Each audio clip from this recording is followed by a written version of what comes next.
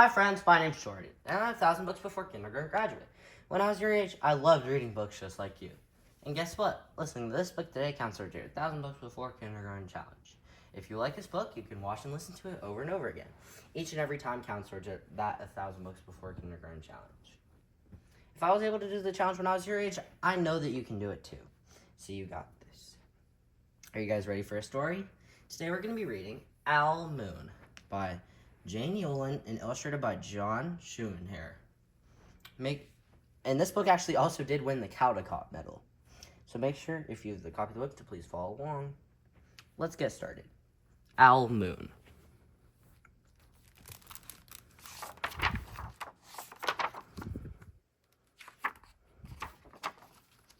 It was late one winter night, long past my bedtime, when Pa and I went owling. There was no wind, the trees stood still at giant statues, and the moon was so bright the sky seemed to shine. Somewhere behind us a train whistle blew, long and low, like a sad, sad song.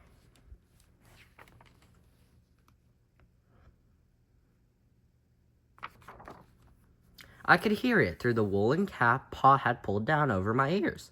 A farm dog answered the train, and the second dog joined in. They sang out trains and dogs for a real long time, and when their voices faded away, it was quiet as a dream. We walked on toward the woods, Pa and I.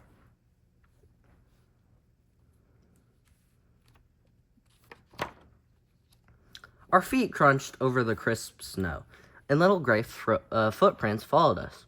Pa made a long shadow, but mine was short and round. I had to run after him every now and then to keep up, and my short, round shadow bumped after me. But I never called out. If you go owling, you have to be quiet. That's what Pa always says. I've been waiting to go owling with Pa a long time. A long, long time. We reached the line of pine trees, black and pointy against the sky, and Pa held up his hand. I stopped right where I was and waited. He looked up as if searching the stars, as if reading a map up there. The moon made his face into a silver mask. Then he called, "Woo, woo, woo, woo, woo, hoo, hoo, hoo, woo," the sound of a great horned owl. Woo, woo, hoo, hoo, hoo, woo.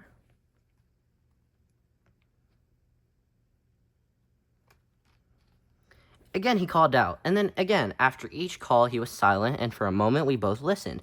But there was no answer. Pa shrugged and I shrugged. I was not disappointed. My brothers all said, sometimes there's an owl and sometimes there isn't.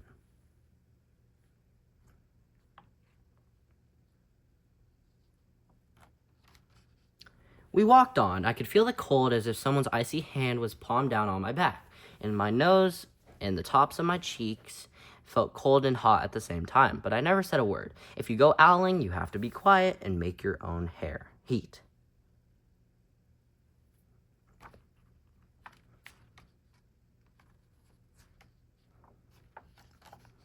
We went into the woods. The shadows were the blackest things I'd ever seen. They stained the white snow. My mouth felt furry, for the scarf over it was wet and warm. I didn't ask what kinds of things hide behind black trees in the middle of the night. When you go owling, you have to be brave.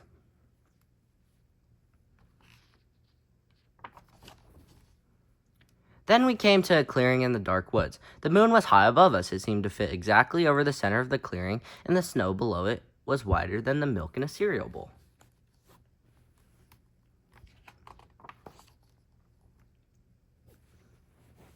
I sighed, and Pa held up his hand, and at the sound I put my mittens over the scarf over my mouth and listened hard. And then Pa called, "Woo, woo, hoo, hoo, hoo, woo, woo, woo, hoo, hoo, hoo, woo." I listened and looked so hard my ears hurt, and my eyes got cloudy with the cold. Pa raised his face to call out again, but before he could open his mouth, an echo came threading its way through the trees. "Woo, woo, hoo, hoo, hoo, woo."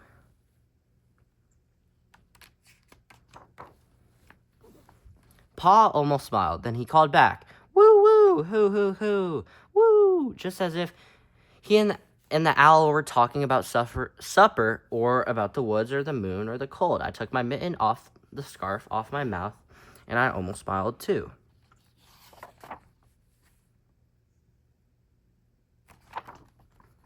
Pa turned on his big flashlight and caught the owl just as it was landing on a branch.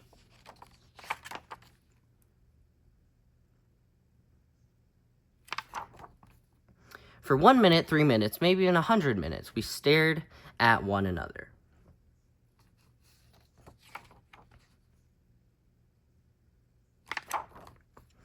Then the owl pumped its great wings and lifted off the branch, like a shadow without sound. It flew back into the forest. Time to go home, Pa said to me. I knew then I could talk. I could even laugh out loud. But I was a shadow as we walked home.